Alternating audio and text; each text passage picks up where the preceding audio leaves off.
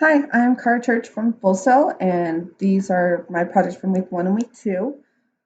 I will include the tutorial links in the description below. That way you can view them. I have here right now pulled up is tic-tac-toe, and just so you can see this here, it allows us to, in any combination per turn, recognizing player 1 and player 2,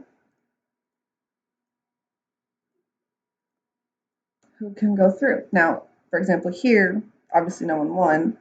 As you can see here, it does recognize that it was a draw, tie, however you want to call it. It does also recognize here when a player won or if there was a player two. You can see it keeps showing how the left diagonally won. For if it was player one or player two, that won their turn. Part of that was created due to these scripts here.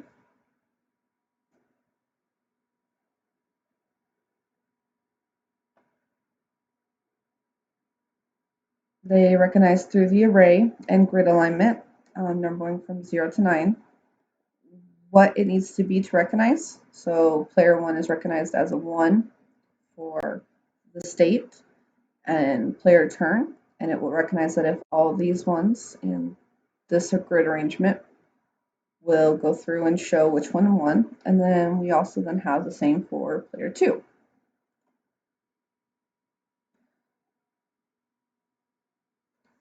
There is also how we check to make sure about how the move was entered in, changing the turn symbol over so it recognizes who is playing which move, checking to make sure that whether or not it is a tie is also here. There is also how it registers that it pulls from the child component of the cube, which would be the X's and O's,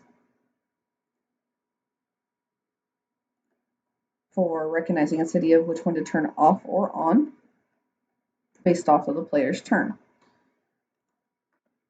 And everyone knows and understands this game, classic one, very fun to create, very simple to do, and enjoyable for everyone. Now here I have Lights Out, which is based off of that little handheld game to turn off all the lights. Now, one of the things that we did with this is we took the original script and altered it to make sure that it recognized that if one of them is off, the other one needs to be on, changing the state versus being a blank slate and then switching to whether or not it's player 1 or player 2. This is just recognizing either it is on or off. One of the ways that we made sure to randomize everything here was to make sure that we did put in a random value through the grid to randomize which ones get turned on and which ones get turned off. We also put in rules to dictate which one, when it was toggled, if it was to do left, right, above, or below, based off of the arrangements of how the grid was set out. It also does the check when to make sure that when these are all turned off, that it does register as player 1. Now, I am horrible at playing this game, so I do apologize in advance. This is not a game I'm good at. I was not accurately able to create a unsolvable puzzle, or I'm just that bad of a player. Take your pick on that. I still believe that there was some more work that could be done on that that I just wasn't able to resolve.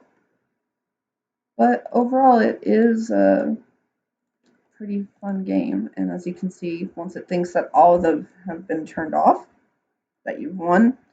And that's due to the fact that this puzzle is technically unsolvable. But there you are. These are my two games from week 1 and week 2, Tic-Tac-Toe and Lights Out. Thank you.